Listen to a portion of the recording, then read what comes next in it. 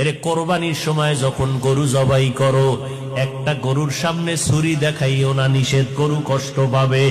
এক গরুর সামনে আর একটা গরুরে জবাই করবা না, গরু কষ্ট পাবে। গরুটারে রশি দিয়া বাইদা জমিনের মধ্যে শোয়াইয়া 1 সেকেন্ড দেরি করবা না। কিন্তু আমাদের সমাজের মানুষেরা কোরবানির সময় গরুটারে হাতে পায়ে বান্ধিয়া মাটির মধ্যে শোয়াইয়া এরপরে বিশাল চিঠি পড়ে, অমুকের মাইয়া, অমুকের ভোলা, এইরকম 7 নাম 13 বাড়ির নাম নিয়া গোষ্ঠী শুদ্ধা নাম পড়ে। অমুক একজনের নাম আব্দুর রহমান, নাম পড়ল, বাবার নাম, মায়ের নাম, ওয়ার্ড, এরপরে থানা, এরপরে জেলা। কিও এত নাম কেন? আমার এই নামে তো অমুক জেলায় আরো থাকতে পারে। যদি এই জেলার নাম না কও তাহলে আমার দোয়া তো আর এক জেলায় চলে যাইব। এই জন্য আমার গোষ্ঠী শুদ্ধ সব নাম ক। 7 জনের নাম কইতে কইতে গরুটা আদামরা হয়ে গেছে। ও আল্লাহর বান্দারা, এগুলো শুধু মূর্খতা আর কিছুই না।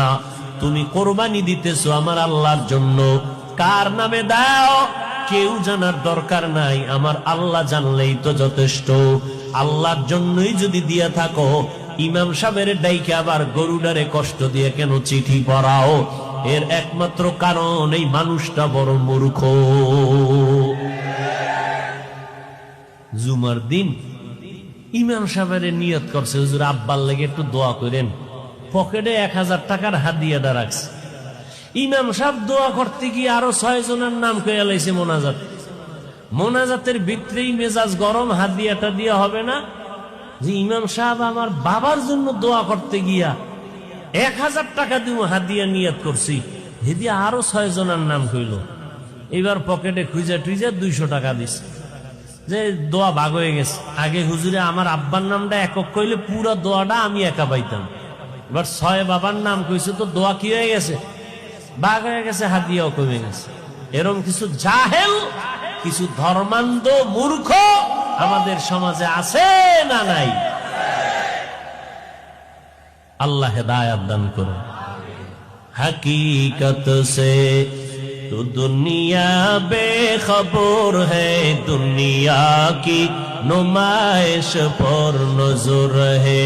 नमी गुयाम के अज दुनिया जुदा बाश, बहर कारे के बाशी बा खुदाबास।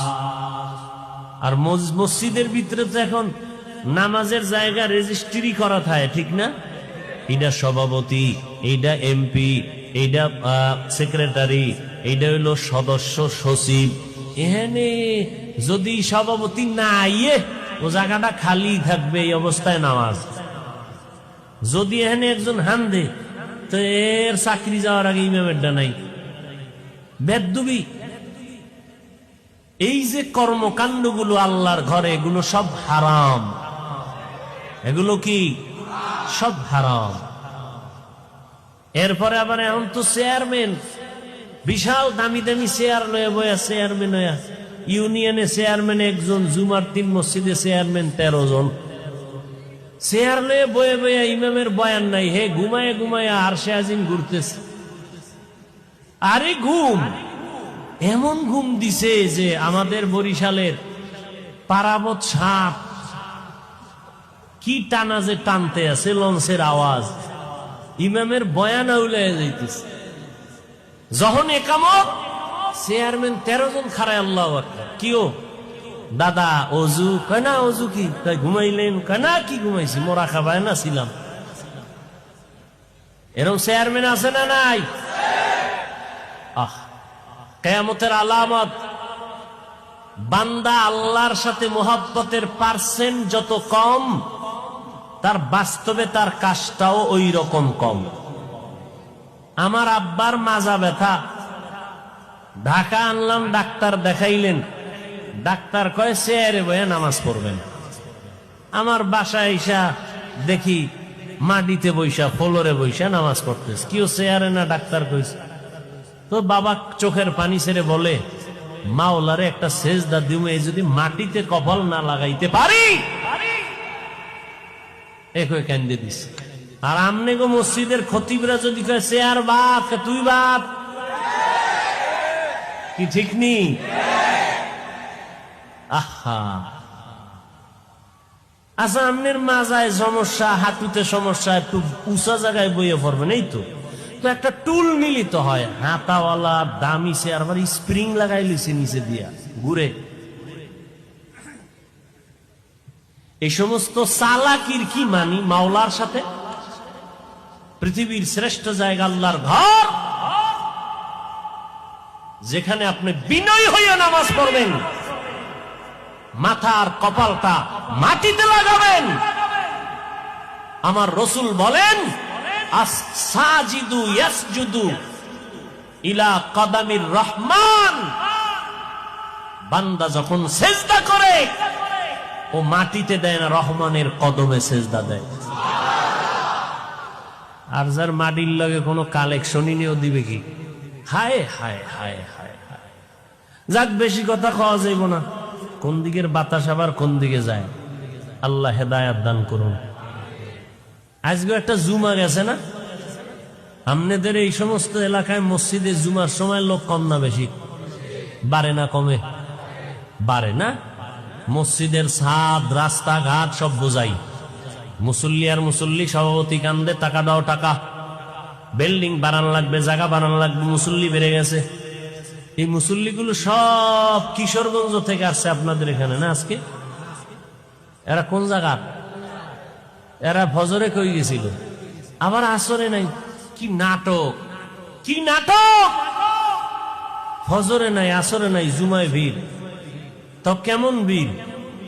ইমামের সাথে 2 রাকাত, আগেরটারও খবর নাই, পরেরটারও খবর নাই। আবার আমার মতো এক মোল্লা ফতুয়া দিয়ে দিছে, জুমার আগে সুন্নাত লাগে না। শুনেন নাই? তো ইউটিউব খুললে কি দেখেন? ইউটিউব যে খুলেন, কি দেখেন ইউটিউবে? সোনাবন্ধের গান শুনেন খালি না? এই যে আলেমরা এই যে অষ্টাস করে, শোনেন না? কি শুনেন? এই যে এক আলেম বলছে জুমার আগে সুন্নাত লাগে না। নাউজুবিল্লাহ হয় না নাকি আউজুবিল্লাহর ফাটতি সব? যে আলেম বলবে জুমার আগে সুন্নাত লাগে না, বাতিল। যে আলেম বলবে কাজা নামাজ লাগবে না, সে আলেম বাতিল। যে আলেম বলবে নফল ইবাদত লাগবে না, সে আলেম বাতিল। যে আলেম বলবে কোরআনের অর্থ না জেনে পড়লে কোনো লাভ নাই, সে আলেম বাতিল। যে আলেম বলবে ছোট বাচ্চাদেরকে কোরআন পড়াইয়া সারা রাত মাদ্রাসায় রেখে লাভ নাই, মায়ের কোলে ঘুম পাড়াও। এই মাদ্রাসায় দিয়া বাচ্চা পঙ্গু হয়ে যাবে, তাহাজ্জুদ পড়াইয়া পাগড়ি মাথায় দিয়া কি লাভ হবে? মদিনার নবী কয়, এই সন্তানের বাবা, 7 বছরে সন্তানটারে নামাজের মুসাল্লায় দাওয়াত দিয়া দাঁড় করায় দাও, 10 বছরে শাসন করিয়া এরপরে নামাজে দাঁড় করাও। কারণ এরপরে ঘাড় যখন সোজা হয়ে যাবে, মা বাবার কথার কমান মানবে না। আগের থেকে অভ্যাস করো।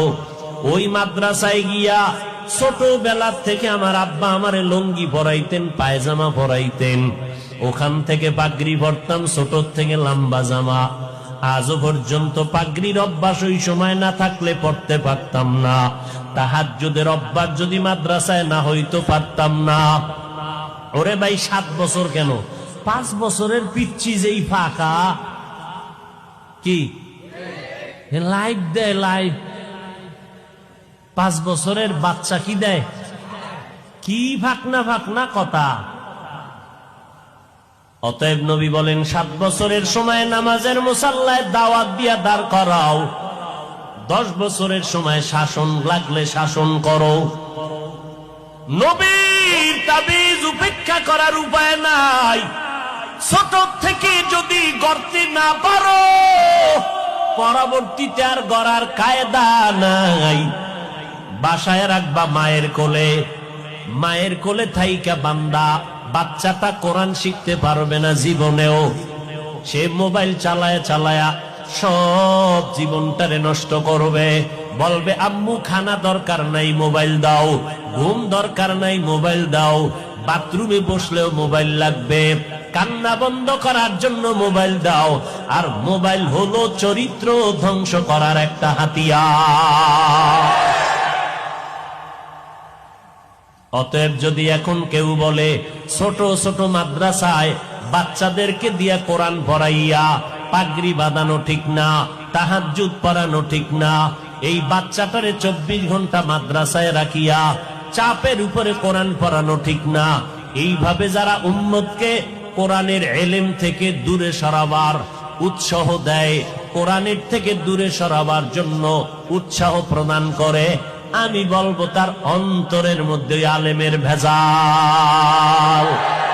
এলমেরা এজাজু করদান বেহিসাব, খলকেরা দাদান জওয়াবে বাসওয়াব, হক না দারাত দোস্তে খলকা জারেরা, মিস্তে ইখস লতে একে দিনদারেরা। সমস্যা সাবাবার একটু হাও সব এর সমুগ্রামে ওয়াদের বাড়ি yang pulau mana melakar aja, gua itu kalau bukan je baba war omanda mane, আল্লাহ কবুল করেন। হ্যাঁ, ভালো জায়গায় হাত দিছেন, টাইম তো নাই। হ্যাঁ, মা বাবার খেদমতের কথা বলতেছেন। এরে সন্তান, ওই যে এইটাই বুঝাইতেছি আমি, কই মাদ্রাসায় দাও, আর এক বক্তায় কয় খবরদার মায়ের কোলে কাপড় দিয়ে পেঁচায় ঘুম পাড়াও। তাহলে মায়ের কোলে থাকলে শিখবে মোবাইল, কথা ঠিক নেই। আর কি শিখবে? কিরিং কিরিং টেলিফোন, হ্যালো হ্যালো হ্যালো, কে তুমি কাকে চাও বলো বলো বলো, আমি ম্যাও হ্যালো ক্যাট বিড়ালকে চাই, জরুরি খবর আছে ডেকে দাও তাই। হামটিমা টিম টিম তাদের খাড়া দুটো শিং, তারা মাঠে পারে ডিম। শিংওয়ালা জানোয়ারের ডিম দেয়নি? হ্যাঁ, এই কথাটা কাঁচা মিশা কথা না? মিথ্যা কথার দ্বারা কোনোদিন চরিত্র ভালো হবে? আল্লাহ হেদায়াত দান করুন। এরে ভাই, অনেক গার্ডিয়ান আমার কাছে আসে মাদ্রাসায়, হুজুর আমার সন্তানটা দুষ্টামি করে ঘরের মধ্যে, আলমিরা ভাঙ্গিয়া পালাইছে, গেলাস 6টা নাই, চায়ের কাপ ভেঙ্গে চুরমার, আর কাপটা কম কম কি 90,000 টাকার মোবাইল নাই। দেখতে দেখতে এমন জোরে ফ্লোরের মধ্যে আসার দিছে, 3 দিন করাইছে এটারে গোসল, খালি বালতিতে ভিজায় আর উড়ায়। বাচ্চাদের কাম, আর সবই সবই ওয়ালাউ কানান নবী, বাচ্চা তো বাচ্চাই। কি করি? আমি কি করতে চান? কয় মাদ্রাসায় একটু আসা যাওয়া করুক, এই ফাঁকে ফাঁকে আসবে, আবার আমরা নিয়ে যাব, তো একটা অভ্যাস গড়ল। এই অবস্থায় যদি কাটা গায়ে লবণের সিটা দিয়ে কয় মাদ্রাসায় ছাত্রদেরকে এই এই এই হ্যাঁ, টুকটাক অপ্রীতিকর কিছু ঘটনা হতে পারে। আরে ভাই, এখন তো ফিডাফিডি নাই। স্কুলে যারা পড়ছেন মুরব্বীরা, কি ফিডাটা যে খাইছেন। আমার এক চাচায় কয় এমন ফিডা আমার একটা দিছে, ওই ফিডার চড়েছে দৌড় দিছি ডাস্টার মাইরা, সারের গার উপরে পড়ে নাই, এমন দৌড়। ওদিন থেকে স্কুল তালাক। বুঝেন নাই? খেজুরের বিশাল বড় বাই, 6 হাত লম্বা,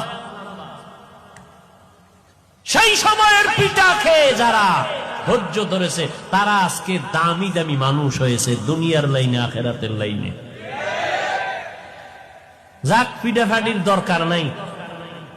কমলমতি শিশু বাচ্চা, এদেরকে আদর আপ্যায়ন করে আমরা এদেরকে যতটুকু সম্ভব শিক্ষা দিব, কথা ঠিক না?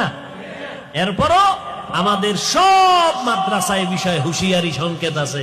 কোন ছাত্রের হাতের তালুতে 2-1টা প্রয়োজনে দিবেন, তাও ওজনটা কেমন হবে? আপনার রাগ আছে 90, কিন্তু ওর হাতের বাড়ি দিতে হবে মাত্র 5%। ওই 90-এর রাগ দিয়ে বাড়ি দিলে আমিও সইতারুম না। যদি দেন, আল্লাহর আদালতে জালেম হইয়া হিসাব দিতে হবে। স্পষ্ট বলছি হুজুরদেরকে সেদিনও মিটিং এ, যে স্পষ্ট আল্লাহর কাছে জালেম হবেন, জালেম। এরপরও টুকটাক যদি কিছু হয়, এটা পাবলিকের বললে কি আলেমের সম্মান বাড়াইলো? ওই আলেম পাবলিকের সামনে এই সমস্ত কথা বললে কি মানুষ আলেম ওলামাদের প্রতি ভক্তি বাড়বে না ভক্তি নষ্ট হবে? তাহলে এই সমস্ত আলেমদেরকে আমরা পরিপূর্ণ আহলে হক মনে করতে পারি না। এদের অন্তরে ঝামেলা আছে, এরা শুধু ফিতনা বাজায়, সমাধান দিতে পারে না। যাবেন মসজিদে নামাজ পড়বেন, সেখানের মধ্যেও ফিতনা। কি ভাই বলে জোরে জোরে আমিন বলতে হবে, না হয় তোমার নামাজ পরিপূর্ণ হক আদায় হবে না। নাবির নিচে হাত বাঁধলে হবে না, বুকের উপরে লাগাও। ও ভাই তুমি বুকে হাত বাঁধো, আমগো কোনো টেনশন নাই, জোরে আমিন বলো, কোনো টেনশন নাই। মক্কা শরীফ যারা গেছেন, মদিনায় গেছেন, মক্কায় হজে গেলেন, ওমরায় গেলেন, হাজারো লাখো মানুষ নামাজে দাঁড়ায় গেল, একটা টানা 1.5 ঘন্টা ঘুমাইছে। একামত যখন হয়ে গেল, দাঁড়ায় হাত বাইদে রেডি। একটা নামাজে দাঁড়াইছে, মোবাইল আইছে, মোবাইল পকেট থেকে বাইক করে হেলু, নামাজের ভিতরে হেলো। এরপর কি জানি হেন্দ কইছে, আবার চলা চলা, নামাজের ভিতরে আছি, কাইটে কুইটে পকেটে দিয়ে আবার জায়গায় হারাই গেছে। আর একটা দেখলাম নামাজে দাঁড়াই টাড়াই রুকু টুকু দিল, শেষ দেয় যাওয়ার আগে পকেট থেকে কি যেন বাইর করছে। নামাজ পড়ে দেয় একটা কাঠ, বিশাল এক কাঠের টুকরা। কিও? সারা দুনিয়াটা ইবলিস সেজদা কইরা নাপাক করছে, আমি কই দেব, এই জন্য কাঠের উপরে দিছি। এত ফেরকা সৌদি মক্কা মদিনায়, কিন্তু কই কিলাকিলি নাই, গীবত শেকায়াত নাই, কোনো দ্বন্দ্ব নাই। বুঝলাম না আমার সোনার বাংলার মধ্যে এত ধাক্কা ধাক্কি মুসলমানের মধ্যে ঢুকলো কেন? এত গীবত শেকায়াত কেন? চরমনের বিরুদ্ধে গান, তাবলিগের বিরুদ্ধে গান, তাবলিগে গিয়া কোনো লাভ নাই, চরমনায় গিয়া লাভ নাই, ও আল্লাহর বান্দারা কওমি মাদ্রাসায় পড়ে লাভ নাই, দেওবন্দীদের কাছে গেলে লাভ নাই, হাটহাজারি গেলে লাভ নাই। এই সমস্ত কথা বলে বলে মানুষকে বিভ্রান্ত করা হয়।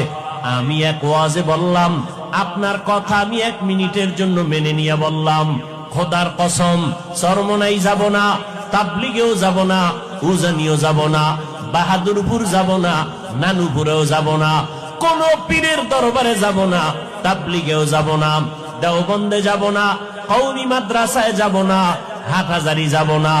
যাব কই? ঠিকানাটা দাও ভাইজান, এমন এক ঠিকানা দাও যেখানে গেলে দাড়ি কামানেওয়ালার দাড়ি উঠবে, যেই ঠিকানায় গেলে আমি বান্দার দিলটা নরম হবে, যেই ঠিকানায় যাওয়ার পর ওই আলেমের বয়ান শুনলে চোখে পানি আসবে, গাঞ্জাখোর গাঞ্জা ছেড়ে দিবে, বেনামাজি নামাজি হবে, সুদখোরেরা সুদ ছেড়ে দিবে।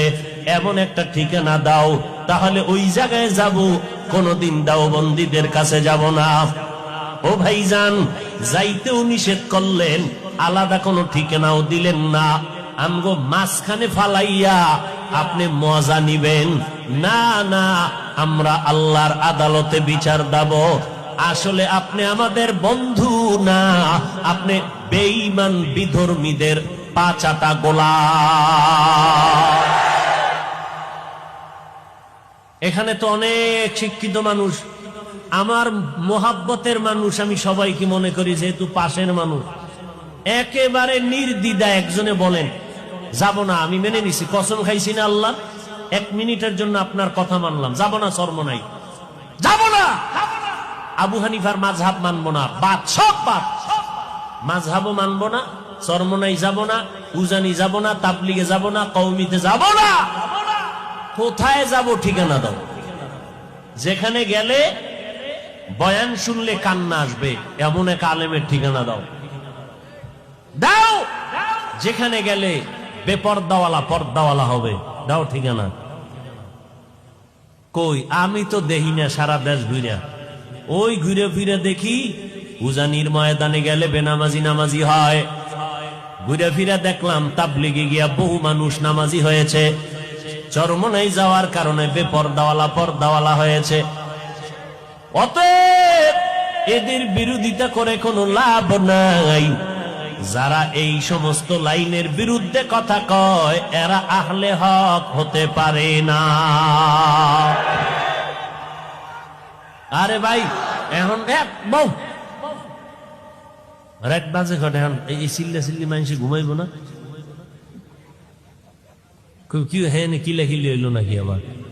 অজের ভিতরে এত জোরে আওয়াজ, এমনি দেশের অবস্থা খারাপ। আল্লাহ হেদায়াত দান করুন। এত রাত্রে মাইক, বাইরের মাইক বন্ধ করে আমরা হেন মাইকে বয়ান শুনলি হইব। মানুষ ঘুমায়, বাচ্চারা ঘুমায়। বেশি রাত্র ওয়াজ করা ঠিক না, আবার ফজর সামনে, ঠিক না? যারা পড়বে না এখন ঠিক আর বেঠিক কি? এরা আজকে ফজরও পড়ে না, কাইলও পড়বে না, আব্বাই পড়ে না, আমিও করি না, ব্যাস বয়ান চলতে থাক। আল্লাহ হেদায়াত দান করুন। হায় হায় হায়, ইয়া আইয়ুহাল্লাযীনা আমানু কু আনফুসাকুম ওয়া আহলিকুম নারা। একটু ভালো হইছে সাউন্ড, এই জন্য আমারটাও আগাইতেছে। এরে নবীর আশিকের দল, জমিন মুমিনের জন্য জেলখানা, বেঈমানের জন্য বালাখানা। যত কষ্ট মুমিন দুনিয়ায় করবা, মরণের পরে শান্তি শুরু আর শেষ হবে না। যত কষ্ট মুমিনেরা দুনিয়ার থেকে করে নাও, দুনিয়ার কষ্ট কোনো কষ্ট না, সূর্যের গরম কোনো গরম না। 9,30,00,000 মাইল উপরে কিয়ামতের দিন এই সূর্য যখন মাথার উপরে নেমে আসবে, গুনাহগারের মাথার মগজগুলো ভাতের মারের মতো ফুটবে। সূর্যের গরমে এই মাটির জমিনটা তামা হয়ে যাবে, আলাদা কোনো কিয়ামতের মাঠ হবে না। আমগো সিদ্ধিরগঞ্জ সহ গোটা দুনিয়ার জমিনটাই হবে কিয়ামতের মাঠ। এইটাই হবে মাঠ। আসমান থাকবে না, বিল্ডিং থাকবে না, পাহাড় গুলো তুলার মতো উঠতে থাকবে, পুরা জমিনটা সমতল হয়ে যাবে। মানুষ নাই, কিছুই নাই। যারা কবরে আছে আল্লাহ হুঙ্কার দিবে, এবার দাঁড়াও। আল্লাহ পাক ইসরাফিলের সিংহায় ফুৎকার দেওয়া মাত্র রুহু আসবে লাশের মধ্যে। এরপরে সব কবর থেকে জমিনের উপরে দাঁড়াইবে। আল্লাহর আদালত বা বিচারালয় হবে সিরিয়ার জমিন, বর্তমান সিরিয়া। ওখানে আল্লাহর বিচারালয় হবে। সব জমিনের মানুষগুলো উঠাইয়া আল্লাহ ফেরেশতার মাধ্যমে সেখানে নিয়ে যাবেন। আল্লাহ ওখানে নিয়ে বিচার কার্য শুরু করবেন। জহুর থেকে ফজর, এই ফজর আর জহুরের মাঝখানে যেই সময়, এতটুকু সময় মাত্র বিচারের সময় লাগবে। এই সময়ের মধ্যে বিচার কমপ্লিট হয়ে যাবে। আমগো সিদ্ধিরগঞ্জ থানার ভিতরে একটা মামলা 50 বছর পইরা রইল, এটা শেষ হয় না। 50 বছর মাঝে মাঝে হাতিয়া দিলে তাজা হয়, মামলা শেষ হয় না।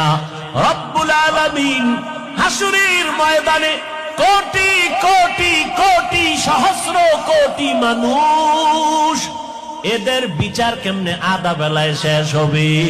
বলে বান্দা বুঝবি না, যেটা বান্দার যেটা ধারণার বাইরে বুঝা অসম্ভব, এই আমার মাওলার কুদরতের দ্বারা সব কিছুই সম্ভব। কাদের কুদরত দারি বার কামাল, আন্তা রব্বি আন্তা হাসবি জুল জালাল, তুহি কাদের জলিলুল্লাহ জাহাদার, বহর হালে তুহি মেরা নেগাহদার। ও আল্লাহর বান্দারা, আল্লাহ বলেন জাহান্নাম থেকে নিজেকে বাঁচাও। 2 নাম্বার দায়িত্ব তোমার আহালকে বাঁচাও। 3 নাম্বার দায়িত্ব তোমার প্রতিবেশীরে বাঁচাও। 4 নাম্বার দায়িত্ব তোমার সমাজের লোক বাঁচাও। 5 নাম্বারে যদি সময় পাও উম্মত নিয়ে চিন্তা করো। উম্মতের সিরিয়াল 5, সমাজের চিন্তা করবা সিরিয়াল 4, ঘরের পাশের লোকের চিন্তা করবা সিরিয়াল 3, নিজের মাইয়া বলা স্ত্রীর চিন্তা করবা সিরিয়াল 2। 1 নাম্বার সিরিয়াল, নিজে আগে জাহান্নাম থেকে বাঁচো। জাহান্নাম থেকে বাঁচার মানি গুনাহ থেকে নিজেরে বাঁচাও, কারণ গুনাহগারের পরিণাম ফল হলো জাহান্নাম। ও এলাকার মুসলমানেরা, এরে যুবক, ওই অন্ধকার কবরে যাওয়ার আগে নিজেকে জাহান্নাম থেকে বাঁচাও, কারণ জাহান্নামের আগুনের ইন্ধন হবে মানুষ আর পাথর। দুনিয়ার আগুন জ্বালাইতে গিয়া নরম নরম জিনিস দিয়ে আগুনকে প্রজ্বলিত করা হয়। আল্লাহ কয় জাহান্নামের আগুনটা আমি প্রজ্বলিত করব মানুষ আর পাথরের দ্বারা। অধিকাংশ মানুষ কোন মানুষ? আমি আল্লাহ পাক যারে এত নেয়ামত দিলাম, সূর্যের আলোটা ফিরিয়ে দিলাম, চন্দ্রের আলো ফিরিয়ে দিয়া দিলাম, বাতাসটাও ফিরিয়ে দিলাম, নদীর পানি ফিরি, ও বান্দা জমিনটাও ফিরিয়ে দিলাম। আমি আল্লাহ বিনিময়ে তোমার থেকে এই কথাও বলি নাই। এত কিছু দেওয়ার পর তোমার কাজ হলো সারা রাত আমারে ডাকবা। আল্লাহ কয় না। সারাদিন রোজা রাখবা। আল্লাহ বলে না। ব্যবসা করো, বাধা নাই। চাকরিজীবীরা চাকরি করো, বাধা নাই। লেখাপড়া করনেওয়ালারা স্কুল কলেজে লেখাপড়া করো, বাধা নাই। ইঞ্জিনিয়ার হও, ডাক্তার হও, সাংবাদিক হও, এসপি হও, ডিসি হও, এমপি মন্ত্রী হও, ইসলাম তোমাকে বাধা দেয় না। ইসলাম কি কয় জানো? ও বান্দা, সব তোমার জন্য ছেড়ে দিলাম। দিন রাত মিলাইয়া 24টা ঘন্টা, 22টা ঘন্টা তুমি তোমার কাজে লাগাও। মাত্র 2টা ঘন্টা সময় আমি আল্লাহর মোহাব্বতে তোমার কল্যাণে ব্যয় করো। বলে তা কেমনে? 2 ঘন্টা সময় কি একসাথে বের করা যায়? কয় যায় না, ব্যস্ত। আল্লাহ কয় একসাথেও চাই না, তো কেমনে চাই? ফজরের 4 রাকাত নামাজে 20 মিনিট দিয়া তুমি তোমার দোকানে চলে যাও। আবার জোহরের সময় ঈশা 10 রাকাত নামাজে 20 মিনিট দিয়া আবার তুমি তোমার ব্যবসায় চলে যাও। আবার আসরের 4 রাকাত নামাজে 20 মিনিট দাও, এরপরে তুমি আবার দোকানে যাও। মাগরিবের 5 রাকাত নামাজে আবার 20 মিনিট দিয়া তুমি তোমার সংসারের কাজে চলে যাও। এশার নামাজ ঘরের মধ্যে যাও, তোমার ব্যবসাও ঠিক রাখো, চাকরিও ঠিক রাখো, এদিকে মাওলার কাছে ডিউটিও ঠিক রাখো। এশার নামাজটা পড়িয়া ঘরের মধ্যে যাইয়া সন্তানের সময় দাও। সারাদিন ব্যবসার কারণে পারো নাই, সারাদিন চাকরির কারণে মাইয়া ভোলারে সময় দিতে পারো নাই। এশার নামাজটা পড়িয়া ঘরের মধ্যে যাইয়া সন্তানদের সময় দাও, স্ত্রীকে সময় দাও। কিন্তু কপাল খারাপ, 2টা ঘন্টা সময় দিতে পারলা না, সন্তানের সময় দিতে পারলা না। সারাটা দিন রাত্র মোবাইলে সময় কাটাইবার সময় না পাইয়া ঘরের মধ্যে আইসা সন্তান আব্বু কায়া ডাকে, তুমি ফিরিয়া তাকাও না। মা সময় চায় দাও না, তুমি বিছানায় বসে খাইয়ে লইয়া পেটটা ভারী করে মোবাইল নিয়ে বসে গেলা মোরাকাবায়। এইবার মোবাইল চাইতে চাইতে ঘুমাইয়া গেল, সন্তানের সময় দিলা না, স্ত্রীকেও দিলা না। মোবাইলটা চাইতে চাইতে তোমার চোখের পাওয়ার নাই, কানের পাওয়ার নাই, হার্ট দুর্বল, মাথা ব্যথা বেড়ে গেছে, এখন আর কোনো কাজে মন বসে না, মেধাটাও সংকুচিত হয়ে গেল। এখন সকালবেলা আবার উঠা ফজরের নামাজটাও বললা না, তুমি আবার 8টা 9টায় উঠিয়া 1.5 প্লেট খাইয়া আবার তুমি চলে গেলা সময়। কিন্তু দেখো ও আল্লাহর বান্দা, আমগো মতো হুজুরও হওয়ার দরকার নাই। তোমার লাইনের মানুষটা দেখো, জেনারেল লাইনের মানুষ, কোনদিন মাদ্রাসা আলিফ বাতা পড়ে নাই, অথচ নজর করে দেখো তোমার লাইনের মানুষটা সিদ্ধিরগঞ্জ বাজারে ব্যবসা করে, 5 বেলার নামাজ পড়ে। এই রকম ব্যবসায়ী আছে না নাই? বলো বাবা, তুমি কেন পারবা না? তোমার আমার মতো যুবক র্যাব, আর্মি, পুলিশ, বিডিআরের চাকরি করে 5 বেলার নামাজ বাদ দেয় না, অভাব নাই। আল্লাহ বিবেক দিছে, জিজ্ঞাসা করো তুমি কেন পারবা না? তোমার আমার মতো যুবক স্কুল কলেজে পড়ে 5 বেলার নামাজ ছাড়ে না, অভাব নাই। বলো বাবা, তুমি কেন পারবা না? ও আল্লাহর বান্দারা, তোমার উপরে না জানি আমার আল্লাহ বেজার, তোমার মা বাবার না জানি বড়দোয়া লাগছে। ওই মা বাবার দোয়া নিয়ে তাড়াতাড়ি সামনে আগাও। জাহান্নামের গরম সইতে পারবা না, সূর্যের গরম এখনই সইতে পারি না। ও আল্লাহর বান্দা, একটা মশার কামড় সইতে পারি না। ও সিদ্ধিরগঞ্জের মুসলমানেরা, আজকে আমি যদি প্যান্ট শার্টটাই লাগাইয়া তোমার মতো রাস্তায় চলতাম, আমি হাফিজুর রহমান রে কেউ বাধা দিতে পারত না। কিন্তু এই গরমের মধ্যে টুপি মাথায় দেই, কত কষ্ট, এরপরও টুপিটা ফালাই না। দাড়িটা লম্বা করার কারণে অনেকের চিন্তা যৌবনের ভাব চলে যায়, এরপরও কেন দাড়িটা ফালাই না? লম্বা জামাটা পরার কারণে শরীর গরম লাগে, এরপরও কেন লম্বা জামা ফালাই না? ও আল্লাহর বান্দারা, কারণটা কি জানো? আমাদের এই টুপি দাড়ির কারণে সরকার আমগো মাসে মাসে বেতন দেয় না বাবা, না, বরং এই টুপির কারণে আমগো উপরে বিপদ, এই দাড়ির কারণে আমাদের উপরে বিপদ। নাস্তিকের আমগো নামের লিস্টি বানায়, আমাদের মাদ্রাসা বন্ধ করার ষড়যন্ত্র চলে। এত চিন্তার পরেও কেন টুপি ফালাই না? ও আল্লাহর বান্দারা, ব্যবসা যেই লাইনে বলো, আল্লাহর নবীর তরিকা বাদ না দিয়েও তো আমরা না খাইয়া নাই, আল্লাহর রহমতে অসম্মানেও তো নাই। ও আল্লাহর বান্দা, এরপরেও কেন এই লাইনটা ছাড়ি না? কওমি মাদ্রাসায় লেখাপড়া করেছি, এই লাইনটা কেন ছাড়ি না? কত জাতিবাইরা বলে কওমি মাদ্রাসায় পড়ে কোনো লাভ নাই, ওখানে পড়লে সরকারি কোনো চাকরি নাই, ওখানে পড়লে কোনো সার্টিফিকেট নাই। এইভাবে বলিয়া বলিয়া আমগো তিরস্কার করে। এ ভাইরা, একটু চিন্তা করে দেখেন, আল্লাহ তো বিবেক দিছে, চিন্তা করেন এত গরমের পরেও কেন নামাজ সারি না, টুপি সারি না? একমাত্র কারণ, আল্লাহর কোরআন পড়ে দেখলাম কোনো মিথ্যা নাই, নবীর হাদিসটা পড়ে দেখলাম কোনো মিথ্যা নাই। ও আল্লাহর বান্দা, এই কোরআনের ভুল বের করতে গিয়া কত বিধর্মীরা পর্যন্ত অপচেষ্টা করিয়া শেষ পর্যন্ত মুসলমান হয়ে গেল। ও যুবকেরা, কয়দিন আর বাঁচবা? এই মহামারীতে কত যুবকের লাশ কবরে রাখলাম, কত যুবকের জানাজার ইমামতি করলাম। ও আল্লাহর বান্দা, রাতের বেলা যখন বালিশে মাথা লাগাইয়া ঘুমাও, অন্তরে কি ভয় লাগে না? ঘুমের মধ্যে যদি আজরাইল আইসা হাজির হয়, মরা সন্তান আইসা সকাল বেলা মা দেখা চিৎকার দিয়া বলবে, তোরা কোথায় আছো? আয় আয়, আমার বাবা দুনিয়াতে বেঁচে নাই। এরে সন্তানেরা, ওই মা বাবাকে বাড়ি গ্রামে রাইখা যারা ঢাকার শহরে চাকরি করো, ব্যবসা করো, এরে বাবা তুমি আরামে খাও আর বন্ধু নিয়ে আড্ডা দাও, অথচ তোমার জানা নাই ওই মা একটা রাত্রে খানা খায় না, তোমার সাথে টেলিফোনে কথা বলতে না পারলে মায়ের ঘুম হয় না। ঘরের মধ্যে কত মেহমান, বাবায় মেহমান আনিয়া গোশত দিয়া খানা দেয়, আম্মাজান গোশত বন্টন করে দেয়, সন্তানেরও দেয়, কিন্তু দুঃখিনী আম্মাজান একটা টুকরা নিজের মুখে দেয় না। আব্বাজান কয়, বিবি তুমি কেন গোশত খাও না? কয়, আমার একটা সন্তান ঢাকা, ওই সন্তানের চিন্তা বড় পেরেশান, ও না জানি না খাইয়া কষ্ট পায়, এই জন্য আমার গোশত মুখে দিয়া যায় না, আমার চোখে ঘুম আসে না।